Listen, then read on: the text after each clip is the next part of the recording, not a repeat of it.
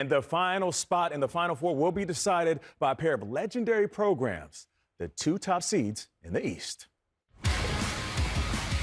Boozer tried to drive it, good defense, the banker goes! It wasn't much about execution, there was more just about toughness and coming up with key plays.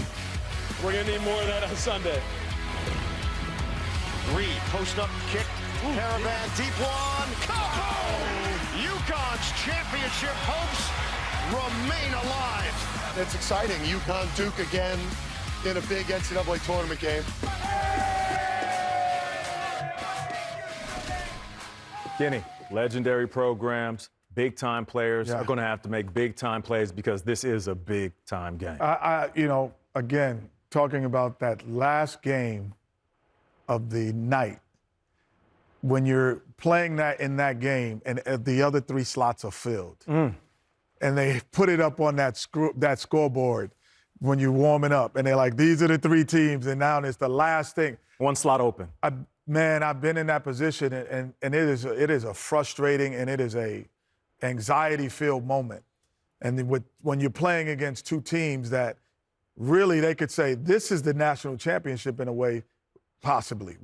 Either one of these teams could win the national championship based on what their performance, not because they're Cinderella, what they've done throughout the year. And so, I really think the experience of UConn, I play for Rudy Tomjanovich. He has a saying, you never underestimate the heart of a champion. Right. And that is what UConn is. And if there's any underestimation by the Duke Blue Devils, they will not. So the experience can offset the pressure of the moment.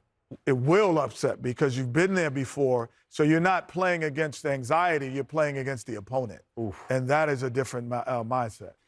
Yeah, I don't know about that because I think probably only one guy on Connecticut team. It's Alex Caravan. He was only one guy that's on that actually played. You're talking about your coaching staff as Yeah, well. I understand That's right. that. There you go. Yeah, so I think that's negated. I think Duke is a slightly better team, but I think Coach Hurley is such a great coach. I think he's going to be great making in-game adjustments.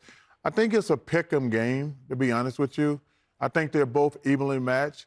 I think the Boozer kid is probably the best player in the game. And he has an ability which shocks me. He doesn't give a damn about the first 35 minutes of games. Yeah. He has been so amazing, even when he's having a bad game. Down the stretch. Down the stretch, he's been the closer. Yes. Yeah.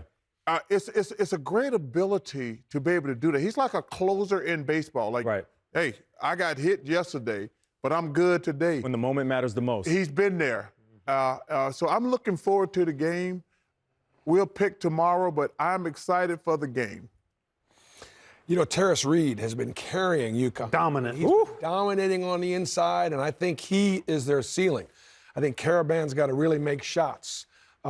I think Shire can hang in there with Hurley. Hurley's done it over and over again. You got to give it that. They're 16-1 their last 17 NCAA tournament games. But Shire has taken them to 3 straight Elite Eights, and so we're going to find out about that coaching matchup. I'm interested in the middle ball screen because what Boozer does with Isaiah Evans in that middle ball screen and how you guard that, whether they switch it, whether they hedge it, what they do, and then attacking closeouts, I think they'll attack Caravan and Mullins. Because those are two defenders that haven't been great moving their feet, and I think that's where Duke has the advantage. Yeah, that's a good point you make, Coach, and one that we'll have the isolated camera on tomorrow. Obviously, the paint matchup as well, because Terrace Reed has been phenomenal. Yeah. I mean, he had a 30-20 piece Come on now. in a tournament game, which is ridiculous to even think about in a college game. Question for you, Clark. Yeah. In the Boozer-Reed matchup, you think they're going to try to avoid each other? I don't know. It'll be interesting to see how they play that one out. I'm curious to see how they played out, but I like the fact I don't think they will guard each other. I don't think so either. If Gungba and Brown play, I think they'll mix up that way. But I like Boozer's closing ability and the return of Caleb Foster.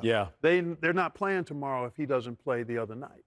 And so his return has really given them an injection. And I think Duke's ability to play through the player of the year in college basketball, Cameron Boozer, very well could be the difference in the game tomorrow.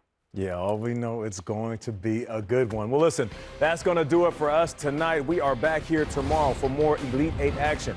Coverage tips off on CBS at 1 Eastern with the road to the Final Four, followed by Tennessee, Michigan. Then it's Duke taking on UConn. For Charles, Kenny, Bruce, Clark, I'm Nate. Good night. We will see you tomorrow. Peace.